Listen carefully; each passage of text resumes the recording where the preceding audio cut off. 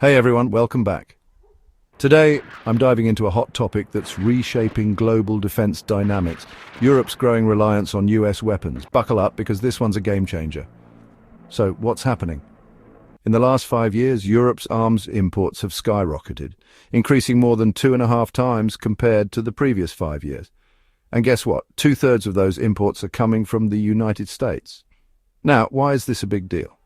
First off, let's talk autonomy. Europe's heavy dependence on US arms is raising eyebrows. There's a concern that Europe might be compromising its defense autonomy. This is especially critical as the region tries to maintain support for Ukraine amidst its ongoing conflict.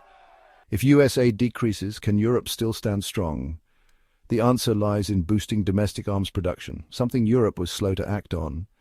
Most European Union members didn't ramp up their domestic production until 2024, which was 3 years into the war in Ukraine.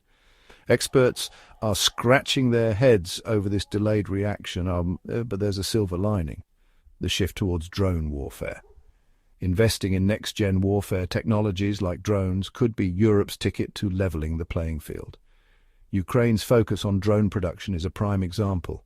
40% of their weapons are now domestically produced. Let's pivot to the global stage for a second. The US is still the top dog in arms exports, holding a massive 43% market share. But Western European firms are catching up, securing 30% of the market. Countries like France, Italy, Spain, and Sweden have all increased their market shares from 2020 to 2024. The EU isn't just sitting on the sidelines either. They have authorised up to €800 billion in new debt for weapons procurement, with €158 billion earmarked for joint procurement from European firms. And Germany is considering a whopping €400 billion defence spending boost. However, it's not all smooth sailing. Europe does have its weaknesses. European fighter jets are losing sales to the US F-35, and their air defence systems can't quite match up to the US Patriot and PAC-3 missiles. On the flip side, Russia's arms export market has taken a nosedive, losing two-thirds of its market share due to fewer orders from China and India.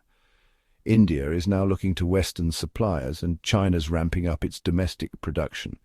So where does this leave us? Europe's reliance on US weapons is a complex issue with no easy answers. But one thing's for sure: the landscape of global defense is shifting, and it's something we'll all be watching closely. Thanks for tuning in. Don't forget to like, comment, and subscribe for more deep dives into global affairs. Catch you next time.